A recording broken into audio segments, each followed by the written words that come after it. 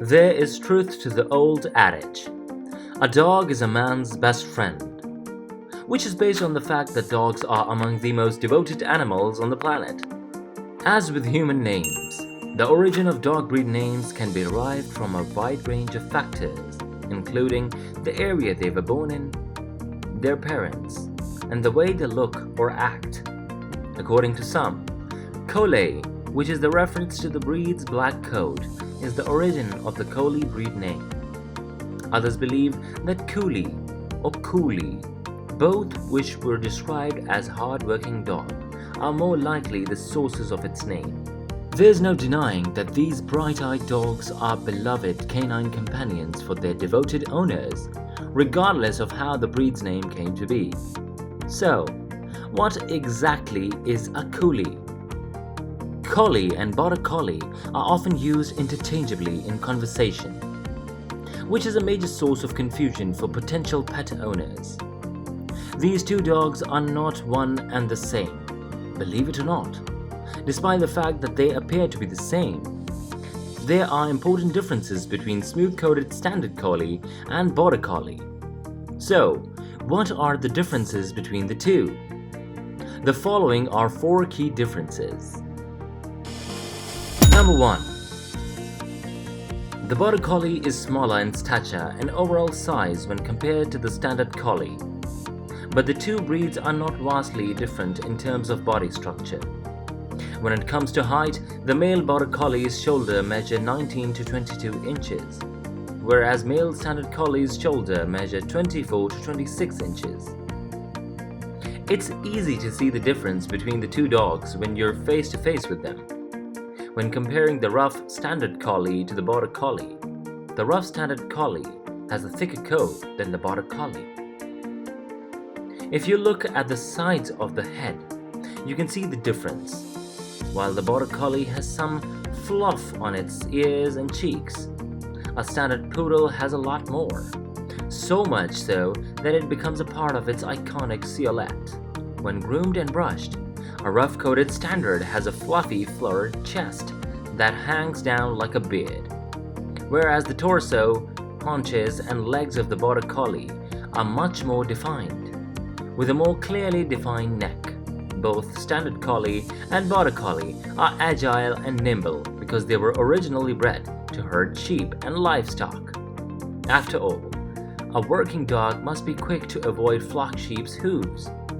You can see these quick movements in action by watching a Standard or Border Collie herding dog in action for just few seconds. Some fans even go so far as to call these herders canine poetry in motion. Number 2. The most well-known name in Colliedom hasn't been mentioned yet, only because of the great restraint. But here it is. Lassie. In 1954, the beloved television show about Timmy and his faithful dog was launched, and it lasted for an impressive 19 years. Pal, a rough-coated Standard Collie that was actually a male, was the first dog to portray the titular female Lassie in the eponymous program.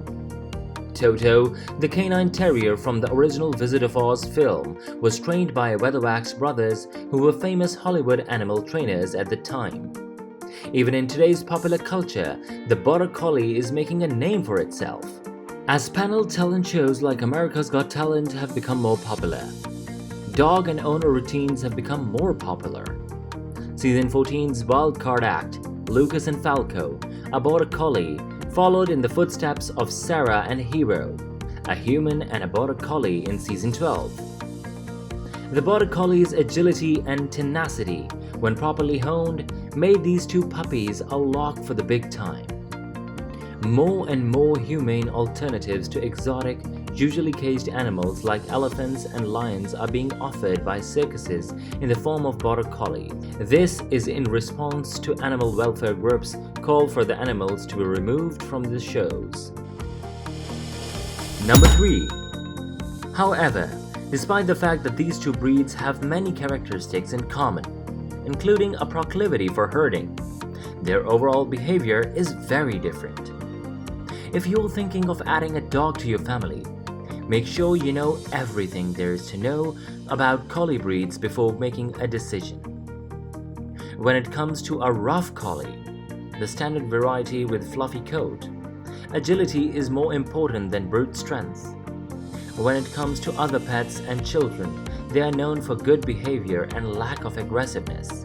A bored standard collie, on the other hand, can be a noisy one, as breed is well known for barking in the absence of companionship or stimulation. A walk once or twice a day and some playtime with a family is all that is needed for a standard collie, even for younger pups compared to a border collie. As opposed to other breeds, the border collie is a high-energy, wiry dog that was bred to run and turn quickly while herding. Compared to their standard counterparts, these majestic canines tend to be more high-strung and difficult to train. A border collie's love for agility trials and other competitive events is no accident.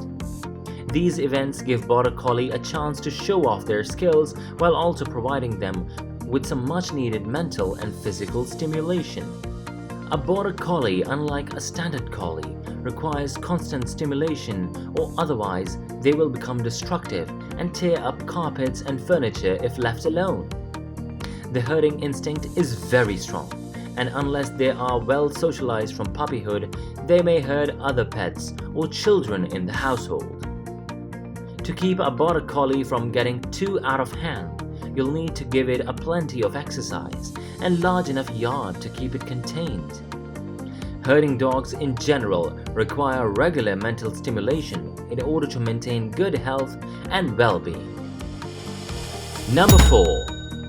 The relatively long coats of both breeds necessitate particular attention, and this is one area where they do share some similarities. Collies may not be hypoallergenic, but they do have gorgeous coats, and that's why so many people adore them.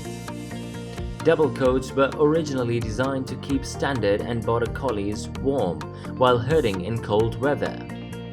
Seasonal blows, which occur twice a year, are a problem with these coats because of their tendency to shed heavily. It's a good thing that new coat is growing for a collie, but it's a bad thing for your rugs, furniture, and clothing if they shed too much.